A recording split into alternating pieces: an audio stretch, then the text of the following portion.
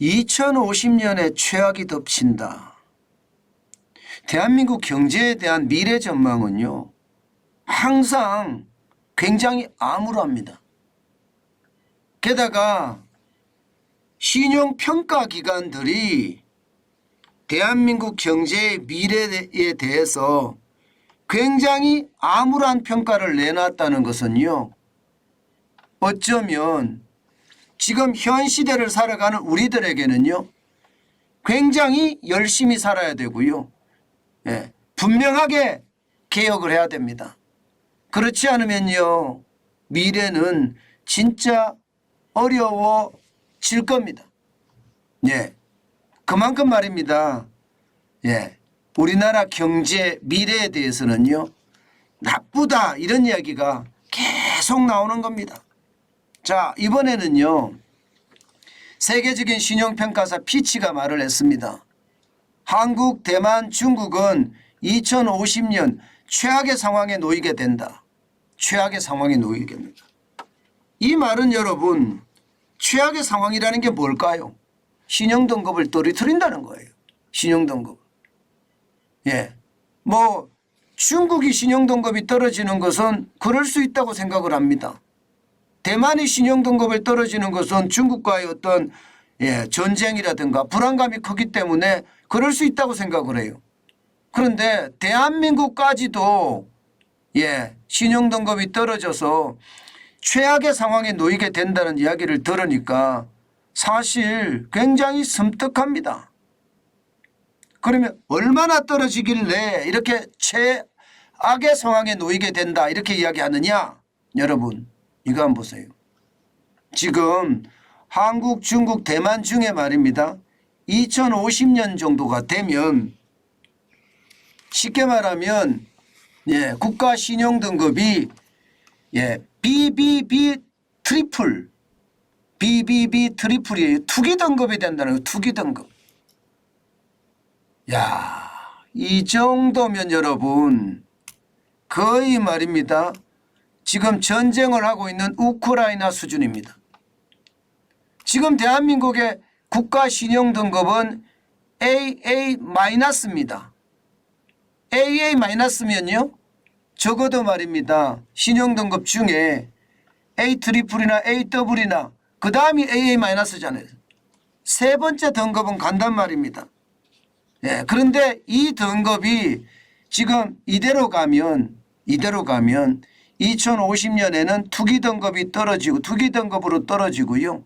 투기 등급으로 떨어졌을 때 대한민국의 상황은 그야말로 최악으로 번져갈 수 있다는 이야기입니다.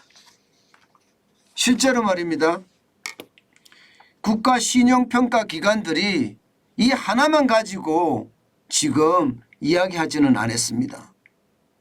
이게 가장 중요한 게 저출산 고령화인데, 이 저출산 고령화에 대한 어떤 특단의 대책이 없는 한 지금 신용등급은 대한민국이 가장 빠르게 떨어진다는 이야기. 대만이나 중국보다도 더 빠를 수 있다는 그런 경고까지 나오는 겁니다. 왜냐고요? 여러분 이거 한번 보세요. 우리 총 인구가 지금 최악의 상태로 몰려가고 있습니다. 보시는 것처럼 2012년에 5,019만 9,853명으로 5천만 명을 넘어섰습니다. 그러던 것이 2020년에 최고치 기록했습니다. 5,183만 6,239명이요. 그런데 2021년 기준으로 보면 5,143만 9,038명으로 줄어들었습니다. 그러다가 말입니다, 2031년이 되면 이제 5천만 명도 깨진다는 겁니다. 4,993만 6,537명까지 떨어지고요. 2070년에 가면요, 지금 3,765만 명까지 떨어진다는 그런 통계까지 나오거든요. 그만큼 말입니다, 대한민국의 출산율은 세계 최저입니다.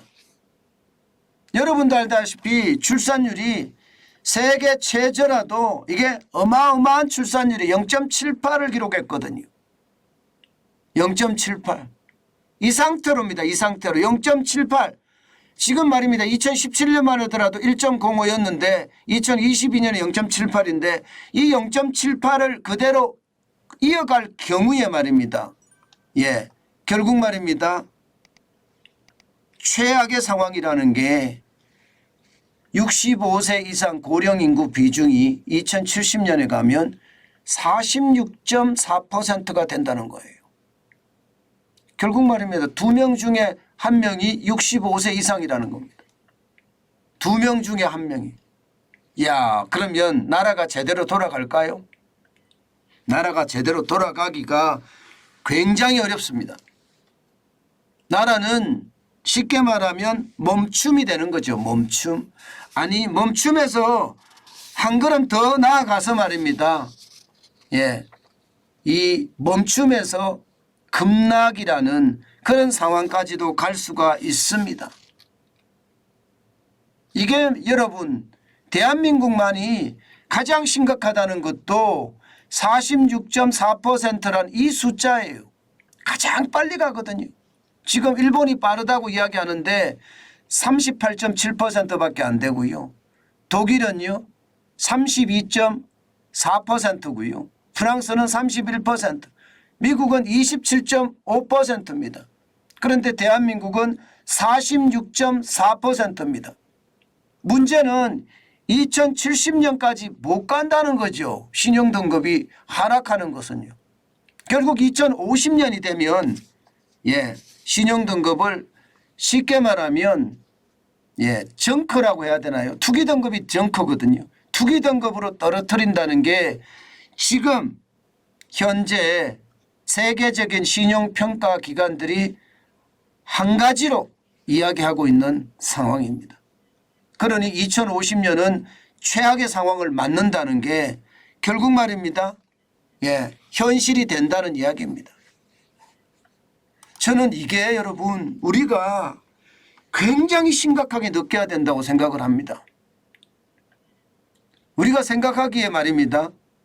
3,765만 명까지 떨어진다고 생각을 해보세요. 그러면 나라가 정신없어집니다. 게다가 둘 중에 한 분이 65세 이상 고령자라고 생각을 해보세요. 이게 나라가 아닐 겁니다. 지금 대한민국은요 엄청난 위기의식을 가져야 됩니다. 그렇지 않고 이대로 간다면요 우리 후손들은요 최악의 상황을 맞을 수밖에 없는 게 현실이다. 저는 그렇게 이야기합니다. 그만큼 말입니다. 심각해진다는 이야기거든요. 심각해진다.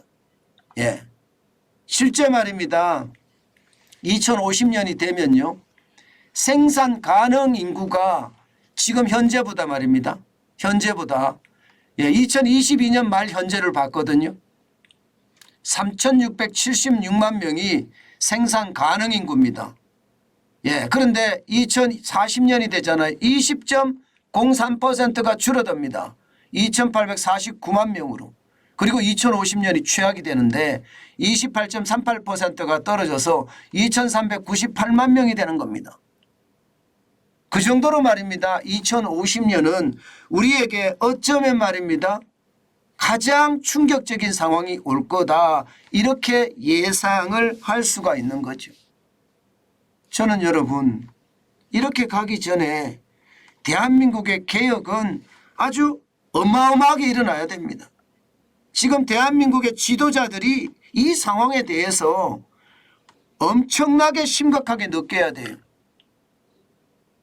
우리 같은 필부는요. 현재를 보고 살지만 대한민국의 지도자라는 국회의원들 그리고 뭐 검사들, 판사들 그리고 정부 요직에 있는 사람들 이런 사람들은 국가 100년 대계를 생각을 해야 되거든요. 그러면 현재가 문제가 아니라 앞으로가 문제라는 것을 위기의식을 가지고 시장에 대응을 해야 됩니다. 그렇지 않고는요. 대한민국이 정크 국가가 된다는 것 이거 심각하게 받아들여야 됩니다. 그만큼 말입니다. 상황이 나빠진다는 이야기죠. 생산 가능 인구가 이렇게 줄어들잖아요. 그러면 여러분도 알다시피 이게 부채 비율이나 성장률도 어마어마해집니다. 안 그래도 말입니다. 대한민국의 국가 부채 비율은요 2060년 정도 가면 140%를 초과할 거라고 OECD가 전망을 한 상태거든요. 현재 50% 수준이잖아. 이게 3배가 늘어난다. 3배가. 그러면 지금의 국가 부채가 1068조가 작년 기준이거든요. 이게 3배가 늘어나면 3000조가 넘어간다는 이야기잖아요. 심각해지죠. 진짜 심각해지죠. 게다가 성장률은 그러면 어떻게 될까요? 완전히 꽈당입니다. 꽈당. 성장률은 그때쯤 가면요. 제로가 될 거라는 거 제로. 지금 현재까지 말입니다. OECD가 예측한 것을 보면요. 2050년에는 0% 성장률을 기록한다고 이미 나와 있습니다. 심지어 2060년까지 가면 마이너스 0.08%를 성장한다는 2000년에 5.93% 성장하는 그런 신화는 더 이상 없다는 이야기예요. 그러면 지금 국가 지도자들이 할 일이라는 게 분명하게 보이는 거죠. 지금 그 어느 때보다 심각성을 가지고 시장에 대응을 해야 돼요. 코인 투자나 하면서 정쟁이나 벌리면서 지금 한가하게 노닥거릴 시간이 없다는 뜻이에요. 저는 그 어느 때보다 저출산에 대한 문제를 심각하게 고민해야 되고요. 이게 뭐 대통령이 직접 주관을 해서요. 국무회의 안건으로 매주 올려가면서 출산율을 독려하는 정책, 저는 반드시 필요하다고 생각을 합니다. 또한 말입니다. 시니어, 쉽게 말하면 60세 이상에 대한 재취업 교육이라든가 그렇지 않으면 정년 연장이라든가 뭔가 생산 가능 인구로 포함시키기 위한 정부의 활동이 차고 넘쳐야 된다고 생각을 한 겁니다. 그렇지 않고 지금처럼 계속해서 간다면요. 우리 경제는 죄송합니다. 이런 표현 쓰겠습니다. 그냥 폭삭 주저앉습니다. 저는 그런 측면에서 굉장히 위기라고 생각을 해요. 그 어느 때보다 우리 지도자들이 정신을 바짝 차려야 됩니다. 그렇지 않으면 2050년 금방 옵니다. 벌써 2023년입니다. 2023년 저는 2050년을 제가 보게 될 거잖아요. 그때까지 갈 때 지금 우리 경제가 최악으로 간다는 것은 여러분 진짜 심각한 상황에 놓이게 될 거다. 저는 그렇게 생각합니다. 제발 대한민국의 지도자라는 분들이 위기의식을 가지고 있어야 되고요. 그 위기의식 속에서 뭔가 변화가 일어나야 돼요. 개혁이 일어나야 돼요. 그렇지 않으면 우리가 생각했던 것보다가 더 상황이 나쁜 그런 시기가 오지 않을까. 저는 그런 암울한 전망까지 해봅니다.